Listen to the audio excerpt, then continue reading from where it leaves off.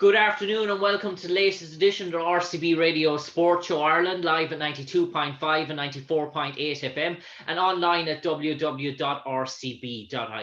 All this month we've been talking about the icons of wrestling, the icons of the sporting entertainment industry. So far this month we're speaking to the likes of Jeff Jarrett, we're speaking to Jason Paul, we're speaking to PJ Palaco, Carlos Colon Jr. and the next Candice Michelle. And the next installment on our icons of global sports entertainment is the one and only Alberto El Patron. Most of you might know him as the one and only Alberto Del Rio from his time in the WWE. Alberto Del Patron is one of the only wrestlers in history to have been the WWE World Heavyweight Champion, the Impact World Champion, the Global Force Wrestling World Champion, the AAW Mega World Champion, and the CML World Heavyweight Champion, and overall a 9-time World Champion. So, Alberto, to have that resume in terms of being the only man in history to achieve such a feat, and to be the first Mexican-born world champion in WWE history as well. When you see such accolades attached to your name and giving the tradition of Mexican wrestling and lucha wrestling and the Guerreros and Puerto Rican wrestling, to have that honor attached to your name, how much does that mean to you? Everything, absolutely everything. I have been working my entire life since I was a little boy, an 8-year-old boy, and wanting to be like my dad, the legendary Dos Caras, the legendary luchador Dos Caras. I worked every single day of my life hard to accomplish all those accomplishments. I've been blessed. I can say that I've had the right people with me, next to me. I have worked for the right companies who trusted me to be that man, to give me the ball, to give me the opportunity. But of course, I worked hard and I brought it. I bring it every single day of my life. And Alberto, you mentioned the family legacy and the dignity, and as well, it's something that you've been brought up with since a young child in terms of that tradition. You come from one of the legendary wrestling families, the luchadors in Mexico. Growing up in that sort of family, was it, in one sense, was it a blessing? And one sense, obviously, being associated with that industry, sometimes your father's traveling all over the world, not having your father around growing up as a child, it can be a bit of a hindrance as well. But in terms of that, was it a very different childhood to most of your friends your own age in terms of what you were brought up and what you knew right from a young age? Well, it was both. It was a blessing, but it was also something really difficult to handle. You know, it was a blessing because I had the opportunity to fall in love with the industry. It was sometimes not what I wanted growing up, because instead of hanging out with hanging out with my friends, going to parties, going to places, I was always training. My dad had me in the gym all the time. I had the opportunity to be part of the national team, Greco-Roman wrestling national team, for many years. Since I was 8 years old, I was competing already, traveling the world. It was also a blessing because it helped me to open doors, to get me opportunities with companies. But then it was a curse because everybody was comparing me to my dad, to my uncle Mil Máscaras, and sometimes I had that people saying, "Oh, he doesn't have it. He doesn't have what his dad has. He doesn't have what his uncle has." And then little by little, I started proving everybody wrong. So I can say that I have. It depended on which stage of my life I was. It was a blessing or it was a curse. Right now, as a man, as a father, after living all these years in the industry, all I can say is thank you to my family, to my grandfather, who started the passion for the wrestling industry in the family, my dad, my uncles. Thank you, because they made me who I am today. And I'm one of the most successful performers out there. And it's because they were there to guide me and taught me well. Alberto, you mentioned the Greco-Roman wrestling and you mentioned the Olympics, and you were very much on track to be in the 2000 Sydney Olympics. But obviously, the Mexican government or the Mexican sport and bar, they couldn't come up with the funding to fund the wrestling team for the Mm. Olympics.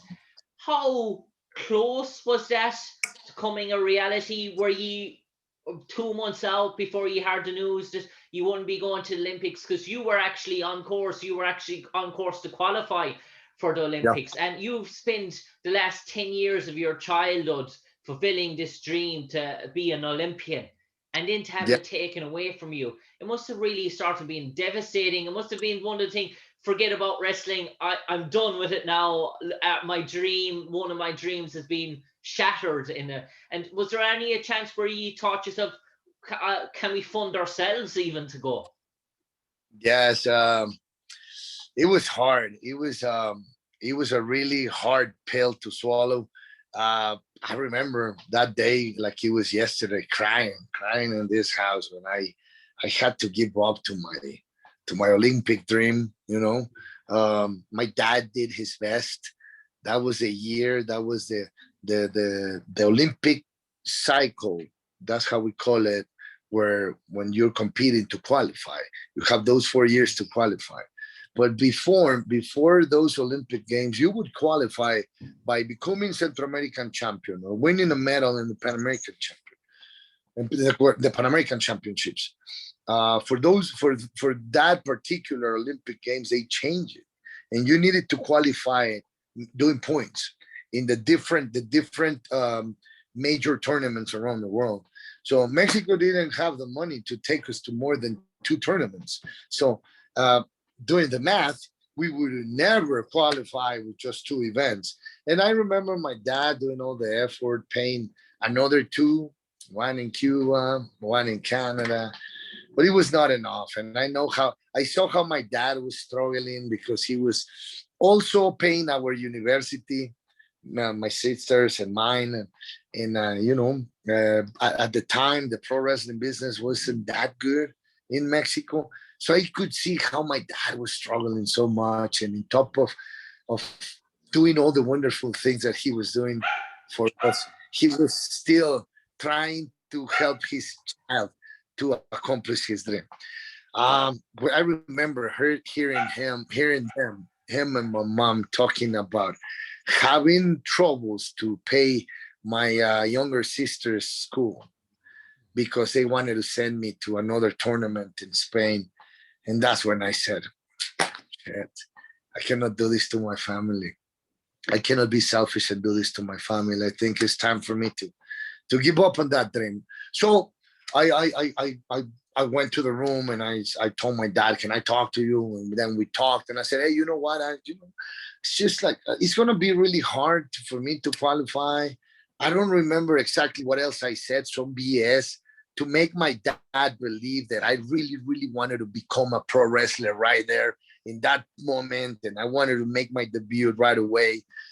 And my dad was like, are you sure? Are you sure that you really want to become a pro? And like, why you don't want to continue doing the tournaments to try to qualify? I said, because I don't know, Dad. I don't really feel it. And it's time for me to become a man, to start making money, to start looking for my own family, and to get out of this house and be a man. My dad said, okay, yeah, if that's what you want, I want to support you as I always have. And that was the day when I gave up on my Olympic dreams.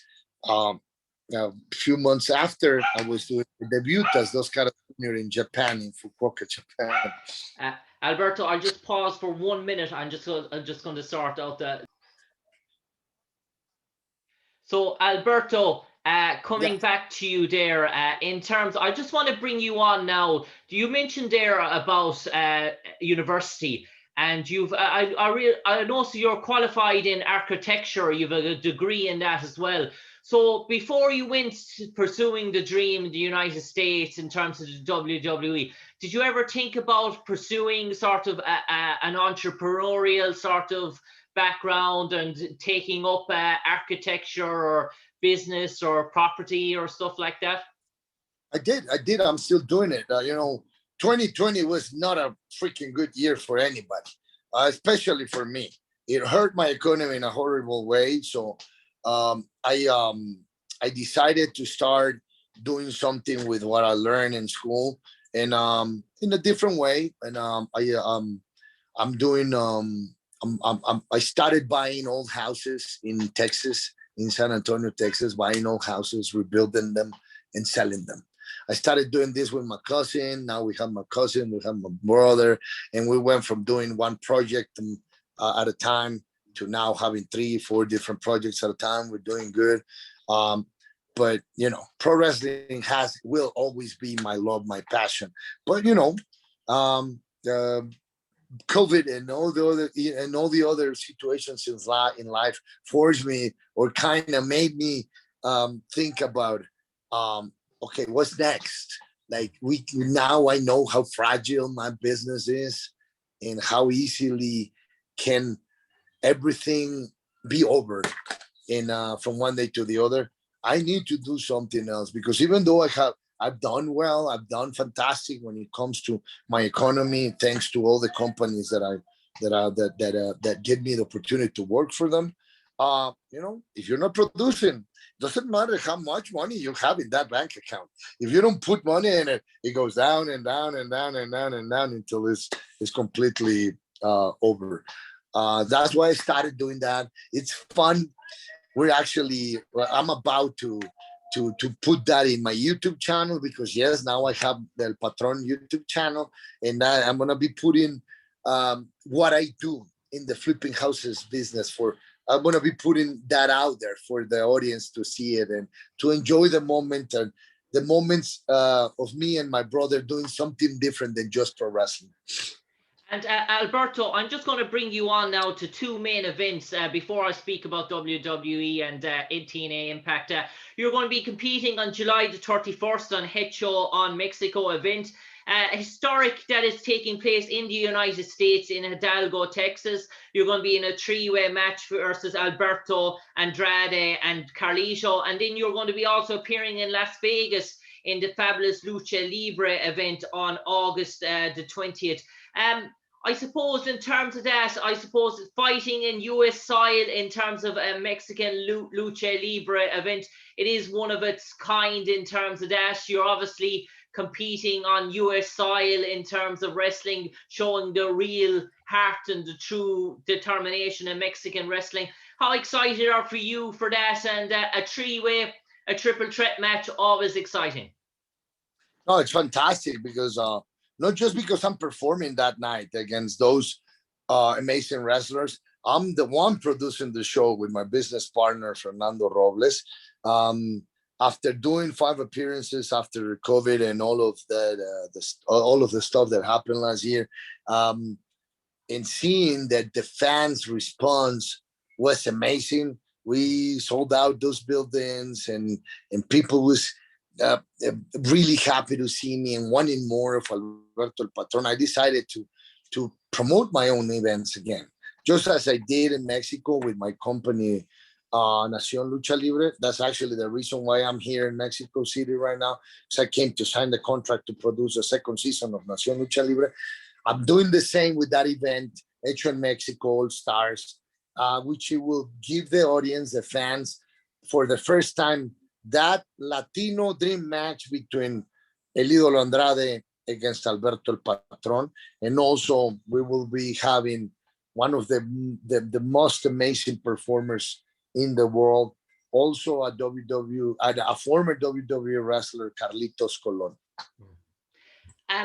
Alberto, it's so long in terms of talking about your WE accomplishments. We could take an hour speaking about that. And in terms of TNA Impact as well, we know you're a world champion, a multiple world champion in both those companies.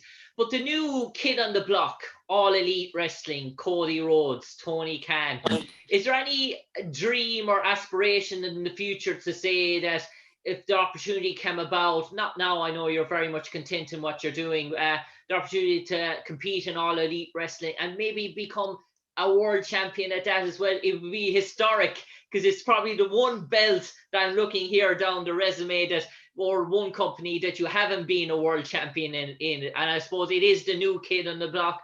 And when you see what they're producing, does that excite you?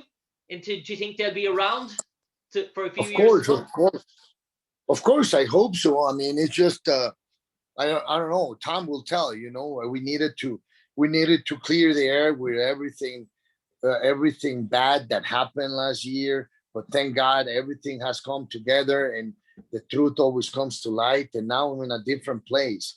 Now everybody knows exactly what happened and how it happened, and how all those bad days are over, and all those allegations or stuff that was said about me was completely false, that it was never real. And it's already out there. Now it's time for me to just continue showing the companies that Alberto El Patron is back, that it's stronger than ever, there still has it. And just time will tell. And not only AEW, I would love to perform one more time in one of the biggest companies out there. We know WWE is, and it's the most important company out there, but AEW is competing toe to toe and doing a fantastic job. So if one day I could have the opportunity to go and perform for them, either one, and if I have the opportunity to compete for the AEW world title, it will be like, bro, that will be there's I can nobody could go higher than that. And Alberto, last question for you. In terms of the matches, and so many matches you've been in your career and so many future matches as well, the one dream match when I always thought about Alberto Del Rio and I thought about Greco-Roman wrestling and your background was obviously for yourself and Kurt Angle to have a wrestling match and get on that real sort of wrestling sort of pedigree that you had. Did you ever sort of spar with Kurt during your time, or did you ever come across him during your time in WWE, or was he just in a different industry at that time? Is that probably the one match that really aspires to you getting to, if it was a possibility, given that he is an Olympic champion and you were so close to competing in the Olympics as well? Would that have been something that you would have loved to come about, or who knows, it might have come about? That's why I'm asking. Yeah, I mean, I had the opportunity to wrestle Kurt Angle in England. Okay. In England, a long time ago, it was actually considered for many experts the best match of the year. For some others, it was in the top 5, but it was a fantastic experience. Plus, he's so amazing, you know, not just him, but all the great performers that I had the opportunity to work with in the ring: John Cena, Rey Mysterio, Edge, Big Show, Randy, all of those guys, fantastic performers. And I would love to do another match against him. It will be something amazing. Another one that is, you know, it's difficult that one day something like this, it could happen. I had the opportunity to wrestle him in a tag match, okay, but not in a singles match. Bret the Hitman Hart, he has always been one of my idols, one of my favorite wrestlers since I was a little boy. I had the privilege of wrestling against him somewhere in Europe, in one of those long tours in Europe. But it's one of those where I wish I would have had a singles match against him, because he is so freaking amazing, man. But, you know, I'm happy with what the business has given me, the opportunities, the friends, the haters, everything that this business has brought to my life. All I gotta say is thank you. And Alberto, I'm sure all your Irish fans are looking forward in joyful anticipation. We know you do travel all around the world, and you do travel to events in the Vended Circle. So no doubt we're looking forward to seeing you here in Dublin, Ireland, wrestling again in the near future. But for the moment, Alberto Del Rio, thanks for taking part in our documentary, Icons of Sports Entertainment, the wrestling sort of industry, looking back through the decades, 90s to 2000s, 2001s, 2010s. You were definitely a big part in that. As I said, the only firstborn Mexican world champion, multiple, only man in history to compete, as we said, the multiple titles in several industries. For people wanting to know about Alberto Del Rio, check out his promotions. Check out HO on Mexico event on July the 31st in Hidalgo, Texas. And also, if you can, tune in to Fabulous Lucha Libre on August the 28th in Las Vegas. No doubt you won't be disappointed. But for the moment, Alberto Del Rio, Alberto El Patron, God bless, take care, and no doubt we will see you on the big stage for many more years to come. Thank you, my brother. God bless you too. And I hope I get to see you again soon, bro. Thank you, bro. Cheers. Take care. Bye, my friend. Bye-bye.